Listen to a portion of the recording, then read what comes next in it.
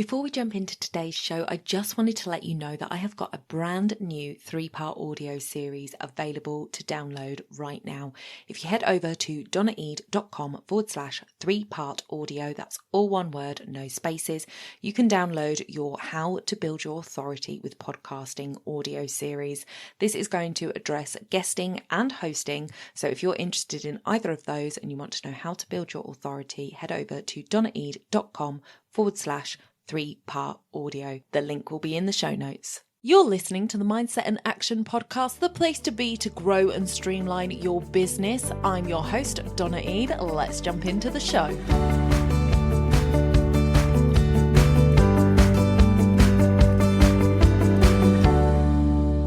Welcome to the podcast, everybody. I am so glad to have you here today because I have brought another fantastic guest for you.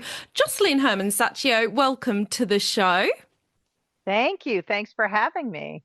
I am so excited for this conversation because I have been doing a lot of inner work over the last few years and it has dug up a lot of things. And I think that this episode is going to probably hit on a few of those. So really the selfish reason for running this podcast is so that I get to learn all these good things from people. So I'm really, really happy to be having this conversation with you today.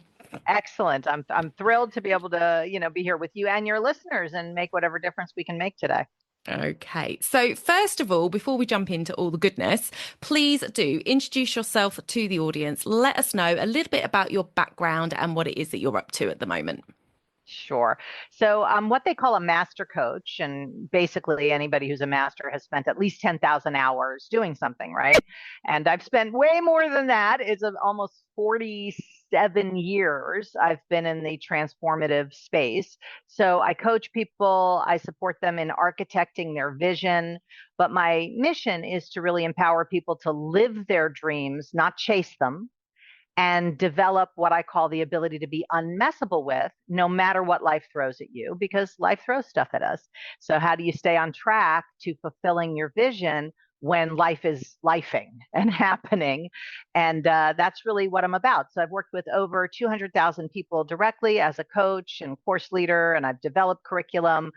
I, in the old days, was a pop singer and had a #1 record. So I come from a different part of the business, so to speak, and then ended up starting an entertainment business to empower people in the entertainment business to fulfill their dreams.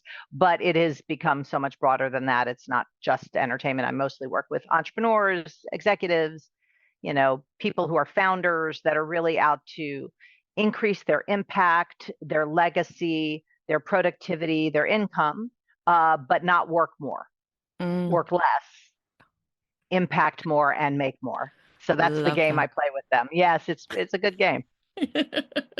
I think what I'm seeing more and more coming out of the internet right now, social media in particular, is so many people stepping away from things that they've done. I've literally seen it in the last two or 3 days. 2 or more YouTubers that I watch stepping away from what it is that they have been doing for so long and saying, I need to get back to what I originally wanted to do, my dream. Like I got carried away with life and I've been led down this path and it's not fulfilling me. And in the entrepreneur space as well, with my friends and colleagues in business that are just like, oh, I just need to reduce my hours, or, this isn't what I wanted. I need to scale back. And this is sort of the thing that I've been hearing more and more. And I think it's almost like that hustle bubble has finally burst. I mean, I hope so, because it's so not fulfilling. And I work with highly effective people, but they're in reaction mode all day long. And the work that I do, when I say being unmessable with, it doesn't mean being tough or something. It's about being able to shift from reaction mode to creation mode on a dime, because that space of creation is magical. There's no burnout, there's no overwhelm in that world. But in the world of reaction, you're constantly dealing with the never ending to-do list and, things coming at you and got to put out fires. And very highly effective people are good at reacting. But that's a very different space than that space of vision and magic, really, when you're creating. Absolutely. Let's jump into this theme, your anthem, your cry of being unmessable with. Talk to us about that and how can someone start cultivating that mindset? Well, it definitely starts with vision. And you'd be shocked how many people I say, okay, what's your vision? And they give me a goal. And a goal is not a vision. A goal is something that's going to happen at some point in time, whatever, whether it's in a year or 6 months or 6 years. And that's different. That's content of your life. Vision is more of a linguistic, contextual space. So the difference between context and content, I like to do this with people just so it becomes like super, super simple, is, for those of you that are listening, you won't see this, but if you're watching the podcast, I'm holding up what you would call as my pointer finger. And if I say, in the context of body part, what is this? It's pretty, I mean, you can just answer. I'm not trying to trick you. What is this in the context of body part? It's a finger. Exactly. Ding, ding, ding. Right. But now I'm not going to change anything in reality. I'm holding up the same thing, but I'm going to say, okay, now in the context of number, what is it? It's one. It's one. And you don't have to think about that. You don't have to figure it out. It shows up for you as a one. And if I say, okay, now in the context of direction, what is it? Up. Up. Mm, So you have the same exact reality, but the context shapes how you view reality. And mm. the context is linguistic in nature. It's made up of language. So it's alterable, it's transformable at any given moment. So what I work on with people is not just the content, which is important. You have to have goals and all those things, but what context are you functioning from? And most people function from that world of reaction and survival as a default context. So being unmessable with is really about having the context of your life be your vision, be Mm. what you're out to actually fulfill on in life, not what you're out to accomplish. That's very different because, people, you could add up your accomplishments and it's staggering how much you've accomplished, but you're not fulfilled. Yeah. That's the difference. So it's like, what are you fulfilling on? And when you're fulfilling on a vision, it's a completely different quality of life. It's like you get fulfillment right now, not someday when you hit that goal. So it's like a backwards way of living, but in a good way. Oh, I love that. That sounds so much better. Yes, it is. It just is. I mean, like in terms of better or worse, it's more alive, it's more magical, it's more vibrant, it's more, you can breathe better in the world of vision. It's like if you think of it directionally, when you're in that world of survival and reaction and shoulds and shouldn'ts and goods and bads and rights and wrongs and the whole world that we live in, right? I mean, turn on the news, it's not far away, right? Or go to Mm. your dinner table, it's right there. That's a very down and in world. So it's like suffocating, it's constraining. But vision and creation is up and out. You're like really directionally in a different space, which gives you more room to Mm. be. So, having our vision is really important to being unmessable with. But unfortunately, we don't live in a vacuum. And I happened to catch the beginning, or I was just checking out your YouTube channel before we jumped on here. And I saw that you did an episode on being disappointed. Yes, that And was just recently. yeah, so we don't live in a vacuum. There are people around us that are asking things of us, demanding things of us, Or promising things to disappointing us and us, then not delivering, right? promising, and Exactly. exactly. So, what do we do to kind of protect ourselves in that situation so that we maintain that unmessable attitude? Well, it's never what happens that messes with you. I know that sounds kind of counterintuitive, but if somebody says they're going to meet you at 7 and then they are late, that the meeting you at 7 and coming at 7:30 didn't mess with you. It's that you thought they should be there Hmm. at 7. The should is what messes with you. So what I do with people is first we distinguish the vision so that you have some place to be unmessable with. What are you being unmessable with about is your vision. So we create the vision and then we start to distinguish and dismantle all the things that mess with you. So again, when people say X and do Y, it isn't what they did or didn't do that messes with you. It's that you expected them to do X. And Mm. that's what what ends up messing with us is they should have known, or they should have called, or they should have. Shoulds and shouldn'ts are very big, messable with moment makers. Money messes with people, sleep messes with people, all sorts of well-being stuff messes with people. But shoulds, shouldn'ts, things that are right, wrong, good, bad, all of that stuff is not real. It's in our view of life. So it's like we have a view that something's good, but to somebody else, it could be a view that it's bad. So when you start arguing for what's right or wrong or true or false, you end up in that world of reaction, which is what's happening on the planet. I mean, all you have to do is, go anywhere and have a conversation about anything. And it's all about who's right, wrong. Let me prove to you why your view is idiotic and mine is the right view. But Mm. if you can actually deal with what's real instead of what's true, reality is sort of view neutral.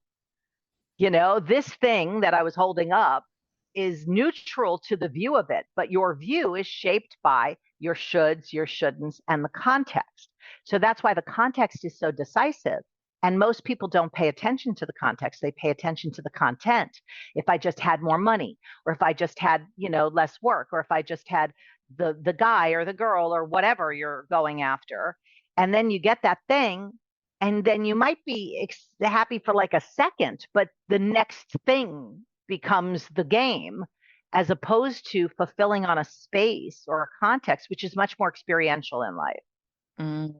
Yeah, that kind of makes me think of all the entrepreneurs that are sort of out there grinding and going for this goal. Like, I need to get 10K month. And then as soon as they get that, they don't even stop and celebrate. It's like, okay, now I need a 15, now I need a 20, now I need, Exactly. and it's just on and on and on. And you're chasing a goal that never ends. It's like they call I call it the next carrot syndrome, because when you train donkeys, you have to put a stick on their head with a carrot. They like carrots, but you stick the carrot far enough that they can never get it.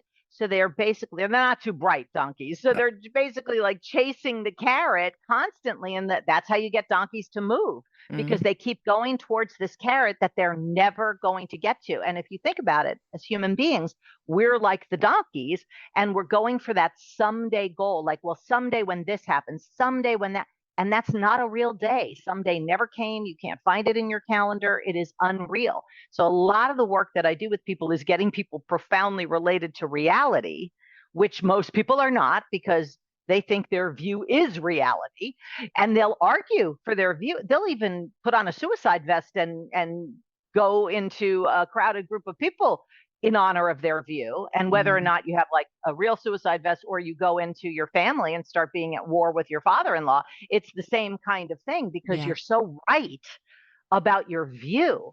But reality is not right or wrong. It's just what it is. It's just whatever that thing was I was holding up. There's no is finger or is one. There's just how it shows up for you based on the context. That's why the context is so critical. Mm. Oh my goodness. I know, Wonderful. right? It's like a rabbit hole we could go down. Yeah, But absolutely. that's the first step. So you first get the vision, then you start to see what are the things that mess with you. And it could be situations, but it's always what you make it mean. It's always your view of what's happening that messes with you. So you dismantle that. And then I support people to design a hack. So they see they're in the world of reaction and they hack it. They literally hack their brain and reroute their brain to go to that space of vision, so that Mm. they can be acting from their vision versus driven from a reason or a consideration or a fear or a reaction.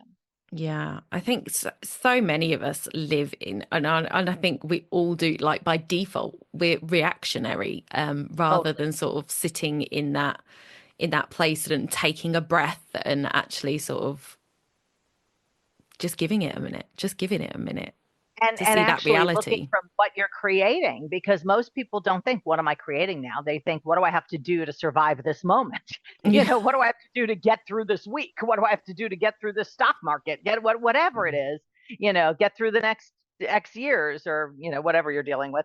So the default, as you say, I like the way you say it, is completely that world of reacting, surviving, making things happen. So if you think about it from what you were talking about before about entrepreneurs, who are thinking about, I'm working so hard, but, I don't have time, or I need to maybe pivot and do.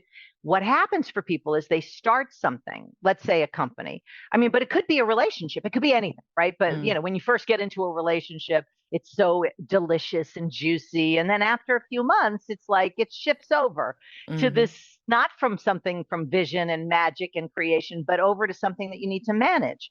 So, you start your company and it's exciting and it's new and you're just creating and you're making mistakes, but you don't even care. You're just enlivened by success, failure. It doesn't matter. You're building something.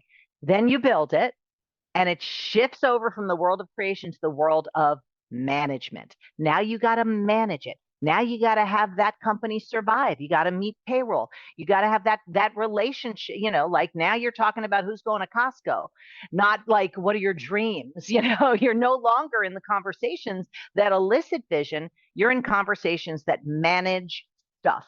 mm. And that's what happens for creators and founders is they become imprisoned by their very creation. At one point it was magical, it was a creation, but now it's a thing. And when something turns into a thing, you got to manage it, you got to fix it, you got to deal with it, you've got to improve it, do your 10K a month, do your 15K a month. You're chasing the carrot. Mm. Yeah, it's so true. And it's so funny because the next thing I wanted to talk about is this created life versus a default life. And I almost feel like that's it. The creative part for me. That's the created life. And then we get into the management, which I see as like the default that we're all kind of stuck in. So Totally. can you talk to us about how we can start to intentionally design a business and a life that even when we feel stuck and overwhelmed is more in that created life than the Yeah. default? It's the key question. I mean, because that's what I do with my entrepreneurs that I work with for the year-long mastermind that I do called the Mastery Program, because we're mastering performance, creation, and freedom. So that's for entrepreneurs who want to minimally double their business, but work less. Mm, So it really is like freedom. And how do you do that? How do you and it is a design issue. Most people don't design what they're doing. They build, but not from a design. So I work with people to craft their vision, craft what is the big game they're really out to accomplish with that company. Let's just say with the company, but it could be with a relationship, it could be with their well-being, it's whatever you want to work on. It's really not only limited to business. But then we do a year backwards plan. So we start a year out and we go, okay, what do you want January or April of whatever year to look like? Now we're going to go backwards. Most people plan from here forward and they mm, get limited in their thinking because they're thinking from what they have access to, what they currently are doing revenue wise, all that. So I go, no, no, no, we're going to erase all that. We're starting from nothing. And if you could create anything, what would you create X month a year from now? So then we start there and start to backwards plan. Okay, so if you were going to, and I'll just use a metric because it's just easier to use. If you want to do $1 million in revenue by April of 2026, let's say, so what will have had to happen by February of 2026 for a million to be a done deal? So they're not coming from the 5,000 they have now or whatever it is. They're coming from the million. Well, I will have had to do 800,000 by February, definitely, for the million to be guaranteed. Okay, good. So now we're going to stand in February. We've done $800,000. Now let's go back to December 1st. What will have had to happen revenue wise and this is like a simple kind of math yeah. thing, right? So you're just doing math at this point, and it doesn't have to be equally distributed between the 12 months because it's just you get momentum or whatever you're planning for. And then when you get close enough to the present, like about a month out, you start creating an action plan for what would you have to do to have that milestone that you created for a month from now be a done deal? What are the actions that are going to have that happen? And what happens when you do the planning from the future backwards is you start to illuminate what's missing, Mm, either in team members in your company or in systems and structures. Like we don't even have a billing system in our, like, okay, we better build that, so you start to see what you need to implement and put in place, or people that you need to hire or find or partner with to be able to fulfill on what you're fulfilling on. mm, And that, yeah. and then the big key is that because people get messable with executing their plan, they come up with a plan and then they don't do it. That's one of the biggest things that messes with people is Absolutely. yeah, totally. And especially if they don't have the plan with someone else, because they're more likely to do it if they promise someone else than if they promise themselves. So most of the work I do with people, which falls more into the mindset world, is their relationship to their word, because people have a weak relationship to their word. They justify, they excuse themselves out, they reason, they go, well, I didn't really sleep last night, so I'm not going to go to the gym today. Maybe I'll go tomorrow. And, they just kind of convince themselves that there's no impact of that. But I get people to get there's a huge impact of that, because if you say X and do Y, you just became less powerful. Mm. So if you say X and do X and say X and do X and say X and do X, then your word starts to have some weight in the universe. And, I have a tattoo. It says abracadabra, which sounds like magic, but what it literally means in ancient Aramaic is, with my word, I create. Oh, wow. So if your word is weak, your creation is going to be weak. So I work with people on how to have the best opportunity set to fulfill what they're creating. So they can say, double my business in a year and it happens. Or they could say intimacy in my marriage and it happens. Because their word has weight. It isn't what they give their word to. It's that the word itself is magic. Mm. It is magic. That is magic. I completely see it when I look at people around me, when I look at myself. And I am so one of those people. If I've promised somebody else I'm doing something, I'm there and I'm doing it. I literally have a weight trainer. I go to her house on a Monday night to do weights with her, and she asked me to do 2 other sessions a week without her. And because I'm going to see her on Monday, I do it. But if it was just me, I know myself. I wouldn't Yeah, do it. I'd make all exactly. those excuses, just like you said. Well, that's what people do. And it's interesting, because the biggest thing I deal with my entrepreneurs in the second year of the program is that they've developed now this ability and this muscle with their word, but their teams don't have it. So Mm, here they are in this world of performance. But if you're working with people who are not in that game, what you're going to get is a lot of explanations and reasons and justifications for why things aren't happening. And yeah, that's a different kind of water to swim in. it is. It is. So let's talk about practices and routines, because I think a lot of the time when we're talking about this stuff, it's part of a practice. You have to like keep going and do something again and again and again to embed it. And it is more, I think, habits are a funny one for me, because I feel like I can do something the 21 times or the 60 times, however many you want to say Whatever it they takes say to do these it. days. Yeah, And exactly. and I will still do default to having peanut butter on toast for my lunch because I like it. And it's easy. It's just, it takes, I know my trainer's always saying, you're not eating enough protein, da, da, da, da. Unless I design a system to deliver protein to me. I mean, literally, unless I design Yeah. the time to prep my meals, and then I have to put in my calendar eat, because I'll forget. I love what I do. I'm just caught up Yeah. in the whatever. So I have to schedule my showers, and I have to schedule my eating, and I have to schedule boiling 6 eggs, because otherwise they won't be there, you Yeah. know? Exactly that. Exactly that. So, can you share with us a practice or a routine that helps you stay grounded in what matters most to you? Well, the first thing, again, starting with vision, is when you wake up in the morning, if you notice, you don't wake up usually inspired and alive. And mostly you wake up into that default world of, hey, I didn't get enough sleep, or, oh, I have so much to do today, or let me just hit snooze for a little bit. So the default world is always there, ready to suck you in, right? So one thing I find really useful in the morning is to create what I'm creating that day. So to create a context for the day. So it could be maybe you're creating the context of happiness that day, or you're creating the context of peace of mind, or whatever it is that you're creating. I then come up with promises that will fulfill on it. I have like 2 books that I've written about promises. I have something called the Promise Game, which is like a 5-day game you can play. It's free on my website. And I have a daily practices to be on. I have a lot of free stuff on the website to get people muscle. But promising is a very powerful tool. First of all, it's your word, right? Mm, So if you're creating happiness, one promise could be, I promise to make 3 people laugh today.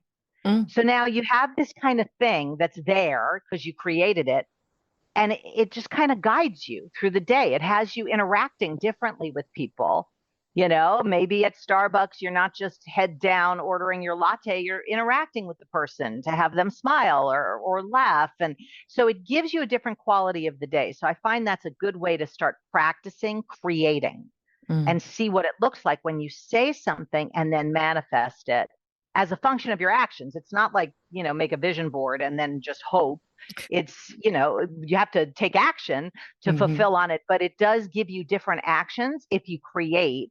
If my creation is, peace of mind for the day, I might take 3 breaks and meditate for 5 minutes that I normally wouldn't do, or take a walk by the water if you have the ability to do that. That, for me, that really calms me and, gives me peace from an external perspective. So, Yeah. so those are some practices that people could start right away.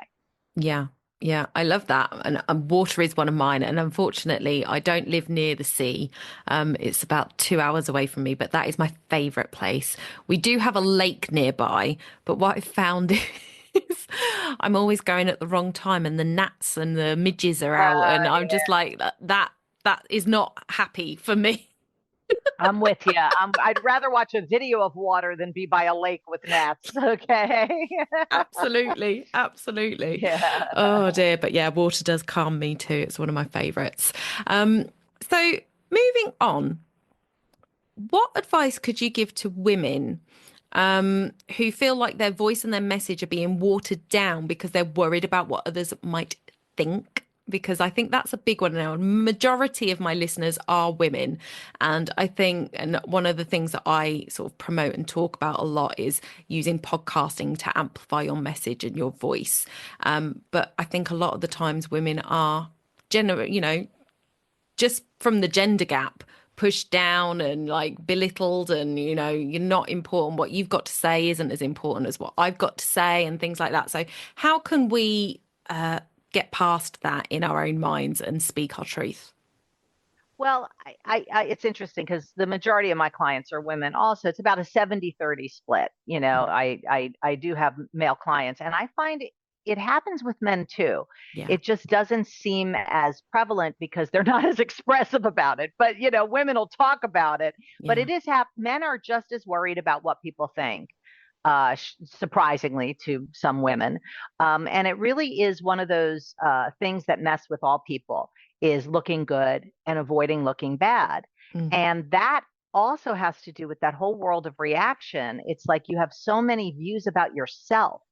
See, whatever it is that messes with you is something that you're not complete with yourself. If you're complete with something, then it doesn't mess with you. Like if you don't have any doubt about your own intelligence, if somebody calls you stupid, it doesn't bother you. It's like somebody calling you an eggplant. It's like, what are you talking about? I'm not an eggplant. I'm not, like, why would I even be upset about that? Is like, okay, whatever you say. So you're not hookable by those things that are complete for you. So the work that I would do with people that have that kind of trigger is to get them complete about not only who they are, what they're capable of, but sort of the views they've constructed over the years about themselves. Now, it might have been originated by somebody saying to them, "Oh, you're so sweet," and now they're trapped in being sweet and they can't be assertive because they're in this prison called being sweet.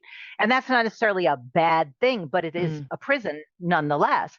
So I break people out of prison. I mean, that's basically what I do. I break people out of the prison of their limiting beliefs, of their views, of the things that they think are true that aren't. And I can share from my own life. When I was 4, I loved singing. I was like all about singing. And when I was 5, I asked my father, how come he stopped painting? Because he used to paint all the time. And I noticed he stopped painting. He goes, well, you can't do your art as your career. Now, he wasn't trying to like kill my dream, but that's how it was for him. You can't do your art as your career. So he's in advertising, right? So I go, oh, okay, 5 years old. I go, I see. You can't do your art as your career. I got it. No problem. Pivot. I'm not going to be a singer. I'll be a lawyer or I'll be a business person. And I lived my life like it was true that you couldn't do your art as your career. So when you think something's true, you're going to find evidence for it everywhere, right? So then flash forward, I was in my very early 20s. I was in a transformative workshop myself. And I had this insight like, what if that's not true? What if that is something I made up and believed in the infinite wisdom of 5 and then ended up proving over and over again with Mm. whatever evidence I gathered? And it loosened its grip on me. I'm telling you, Donna, within 3 months, I had a record deal. After getting rid of that limiting belief, I was able to fulfill my lifetime dream that I never thought would happen within 3 months. And then that record went #1. We had the #1 record in the country, knocked Whitney Houston out of the #1 spot with I Will Always Love You. I mean, it was a total dream come true. And that's where I became committed to empowering other people to live their dreams. Because I was like, if that can happen in 3 months for me by disappearing one crappy limiting belief, if I could do this for people and unleash them, set them free to fulfill their dreams, that's a life worth living.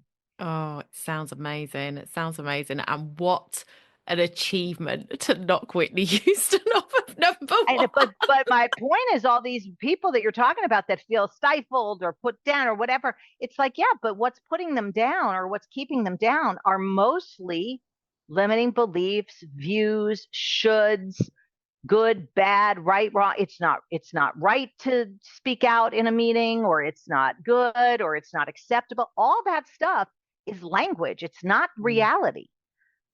So how do you craft a relationship to reality through context that's going to give you power, that's going to give you the ability to say what you need to say to impact who you want to impact? So, and I also have, because imposter syndrome is a big thing for people, which is kind of what you're pointing to. I have a whole imposter syndrome process that I give people, again, free on my website, so that if people are dealing with that, just do this process and it will bust that up for you.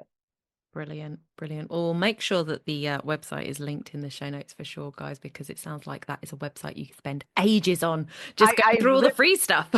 I know, it's true. It's like, you have dozens of free things before you ever have to spend $1 to work with me. And, not everybody has $1, so it's not a problem. I mean, I want people to have these tools. And Yeah, there's other ways to work with me, obviously, on a deeper, more intimate level. But Gift from Joss, Joss, is the part of the site that's all the freebies. Gift from brilliant, Joss, period. brilliant. Fantastic. So we'll make sure that's linked below. Um, so let's finish on before we jump into all my fun questions, my little Yes. quick fire round.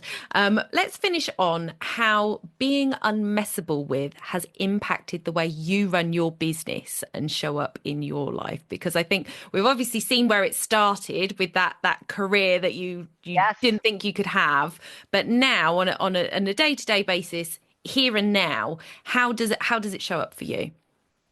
Well, it shows up every day. So I mean, I'll just take a lifelong dream of mine, which was to live in Paris. And I always said, oh, someday I'm going to move to Paris someday, like wherever someday was. It was like maybe when I retire, blah, blah, blah, blah, blah.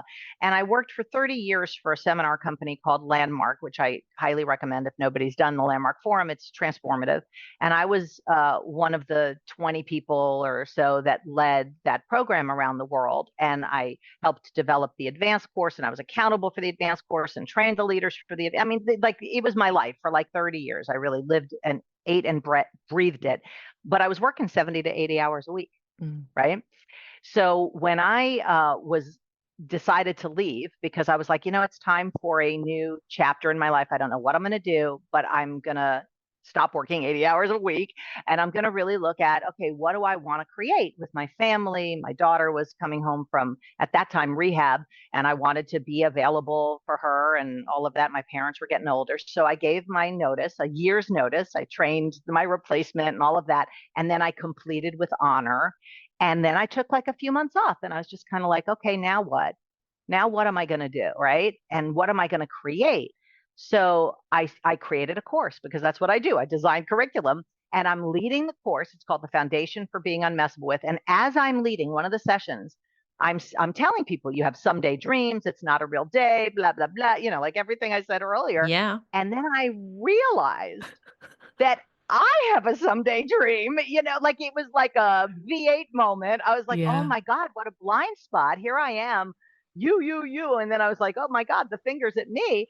And I got off the Zoom call and I said to my husband, okay, are we going to really do this? Or are we just going to talk about it like it's a someday thing for the rest of our lives? He goes, no, we should do it. I go, okay, when? Let's just set a date. I don't care if it's 5 years from now, whatever. We set a date for 6 months from that moment. We booked an airline ticket that day. We went to France for a long weekend, like a week later, and we met these people who had an apartment there that they were moving out of. So we ended up getting that lease, and we've been, basically spending almost half the year there every year now since then. And that took a lot because, first of all, of course I have doubts, and I go into the world of reaction like, oh my God, what are we doing? And, the kids are still kind of young. They're over 18, but like, my parents and blah, blah, blah, all the reasons. And I would call my husband. I say, okay, we got to talk about these reasons. He's like, yeah, okay, we can talk about the reasons, but what are we creating? Mm. Really was. And my parents were like, go, what are you waiting for us to die or something? Like, go, and it was kind of the truth in a weird way, right? Yeah. So we've been able to keep fulfilling that now. So I went from working like 80 hours a week to maybe 30 to 40 hours a week, right?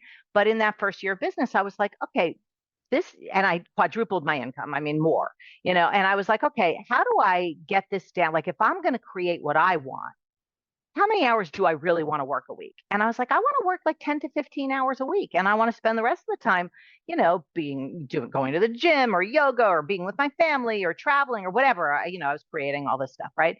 So I designed the next year, like what that would have to look like. And it ended up reformatting everything I was doing. And I now work between 10 and 15 hours a week and have exponentially increased my income at this. So I'm really like even more than 5x because I'm working less. Yeah. So who knows, 10x, I haven't done the math, but I said, okay, this is what I'm going to teach people to do. So I started my mastery programs to give people access, just like I started, everything I was doing to give people access to fulfilling their dreams in the entertainment business. Now I was like, okay, that's it. I'm going to give entrepreneurs the chance to have freedom and Mm. fulfillment and ease and not have to work harder, but work smarter and create an environment of performance. And my life is so easy. It's a joke. It's a Mm. joke. I mean, I wake up, I have to pinch myself. I'm like, I have half the time in New York, then I go to Paris, then I, have my clients. I mean, I love the people that I work with. They're fulfilling on dreams they've had forever. And that's like, I get to have that result that all Mm. these people are producing the results that they've always wanted, writing books and, unbelievable. It's just magic. Yeah, yeah. I can imagine being the person that's behind that, watching that. It's like when I see people that I've taught to do a podcast and they're going out, and anytime I see them put it on social media, I'm like, yeah, you go, girl. Exactly. It's like Well, even secondhand starting joy. the it's a perfect example because like I still get messable with. I just get out of it quickly because I Mm. wanted to start a podcast for a long time, but I didn't know anything. I didn't even know what whatever the RSS what I didn't know anything. I was like, I have no idea. I never listened to a podcast. I didn't know what it was, and I finally was like, oh, I have all these reasons not to do it. And then I said, what am I doing? I just got to practice what I teach. So I just set a date and then backwards planned it. And when I launched my podcast in June of last year, I had 40 episodes banked. I have the episodes banked through the end of the year at this point. I have so many episodes and I just keep recording them. And we hit number 32 on the Apple podcast charts in education and self-development a few Well months ago. We're done. not on the charts right now, but we did No. hit 32. So I was like, we're top 2% in the world. I was like, how is this possible? It's because I just fulfilled on what I designed. And that's the point. If you design it, you can fulfill on it. If you don't design it, by default, you're just going to deal with what life is throwing at you. Mm. Yeah, absolutely. Oh, I love that. So good. So good. So my next question is one that I ask all of my guests, and because this podcast is called Mindset and Action, this is our mindset one, but this is usually quite a difficult one for people who work in the mindset space to answer because they go into teaching mode instead of reflecting mode. So I'm going to ask you to try and step into reflecting mode with Okay, you this and got it. answer what has been the biggest mindset block that you've had to overcome? Well, I would say it's what I shared with you about you can't do your art as your career. Mm. Like, actually, that disappearing as a truth unlocked everything in my life. And it became like a new context for me. So I got to fulfill on my dream as a child of being a singer, but I also get to do my art as my career now. My art is coaching. So I get to fulfill on that. And it's just, it's overarching. So that really had a huge impact. And it's impacted even my father, who was the one who said it when I was 5. He's 91 and he's a painter now. That's what he does. We just built a studio for him and he's painting daily and has had shows and so it bleeds over Mm. to other people Ripple too. effect. I love Yes, that. I love that. And like you said, art is subjective. So it's one of those things that art, just like the finger, yeah, it's what you put on it. So some people will say coaching's not art, that's it's coaching, that's not. But to me, anything that you are skilled at, that like, it absolutely thrills me to watch somebody in their element doing their thing, because it's beautiful to watch. It's it is. magic, and it is Even a like the beautiful Olympics, art. right? I mean, you Mm. watch somebody who's an athlete and it's like, or a musician I mean, it's magical. I mean, I know this now, I'm going to out myself as a Barry Manilow fan, but I went to see Barry Manilow last week. And to me, I could cry. He's such a master at Mm. what he does. And he's been doing it for 50 years. So yeah, he is a master. But that's why I call my work the art of being unmessable with. It really is. Yeah. It's my art. Yeah, I love that. I love that. So we're going to move on to my quick fire round, which is where we Okay. get to know just a little bit of the inside what goes on inside Joss's head. So, what is a podcast that you're loving right now? Well, I really like Tyrone Jackson's Trading Stocks Made Easy. I Mm, love stocks, and I actually work with Tyrone as a coach. He coaches me in stock trading, and I love his podcast. So that's one.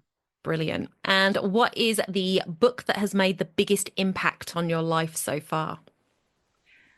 Well, when I was young, I would say it was The Great Gatsby. I really loved that book. It was my favorite book from the imagery and all that. But I haven't read The Great Gatsby in like 35 years. So I'd say recently, in terms of a business book, is Dan Martell's Buy Back Your Time. That has had a huge impact on me. And I've taken a lot of what he does and adapted it for what I do.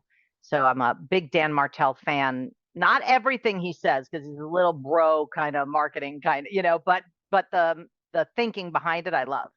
Brilliant. Okay. Well, guys, I will make sure both those books are linked in my guest's bookshelf as normal. So do go and check those out. And then what's your go-to snack if you're in a hurry? Hard boiled eggs. Love that. As long as you've Protein, boiled protein, them. protein. Yes, exactly. It's like As that's long the as you scheduled snack. that boil. I boiled last night. I boiled six. I do six at a time, but honestly, I should do 12. That's how much I eat them. Yeah, Yeah. yeah. My other half came home with 12 eggs from the grocery store, yes, at the weekend, and I looked at them and I was like, what's going on? Why have you only bought 20? He said they didn't have 15. I said, so why didn't you buy 24? Like, I literally Yeah. have two eggs and two egg whites for breakfast every morning. This isn't going to last me a week. Eggs are the best, even though they're so expensive now. I have to say, and everybody's talking about the egg prices, they're still a deal, Yeah, if you yeah. think about it. And they're my favorites. I love eggs. Brilliant. And then what is your ultimate me time thing to do? Walking by the water, I would say. I really love it. In New York City, I live right by the East River, so I can walk out my door and walk down the water. And I'm moving to New Jersey in a month, which I can't believe I'm saying that. So if anybody from Jersey is listening, I'm not, no offense, but I never thought I would do. But it really made sense because I want an environment that really nurtures me. And this building has a pool and a sauna and a steam, and it's right on the water. Brilliant. So again, and my parents, when I spend time in the Hamptons, because I lived there too, right by the water. And then in Paris, I'm right by the Seine. And so I think water is sort of like you, my Yeah. my go-to. I love that. I love that. Well, I went to Paris last year. It was on my vision board and I made it happen. And I absolutely love the place. And so next time you're over, give me a bell I'll, and I'll be I'll there get on the next week. Eurostar. I'll be there next week. So, you let me know the next time you want to come because I'm there a lot. I love it. It's, I breathe better there. it's I beautiful. have since I was 16.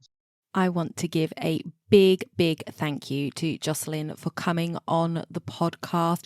We had some technical difficulties on my end with the internet connection, and Jocelyn was an absolute trooper. We didn't actually get to do our outro because of that.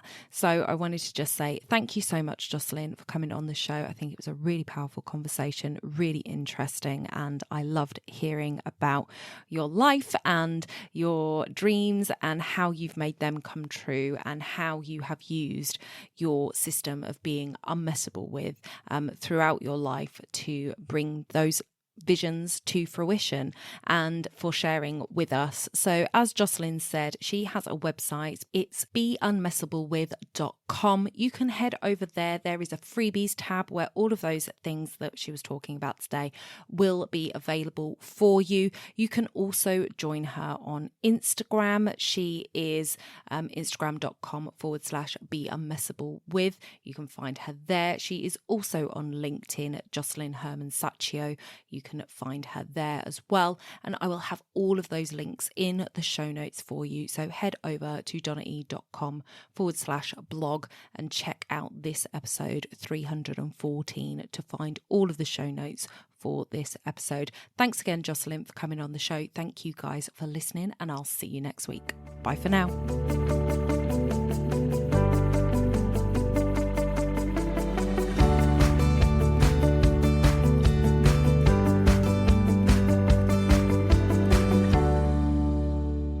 Don't forget to hit those stars and leave a review of the podcast where you listen if you found value in what you heard today. It's a free way you can help the podcast reach more people just like you.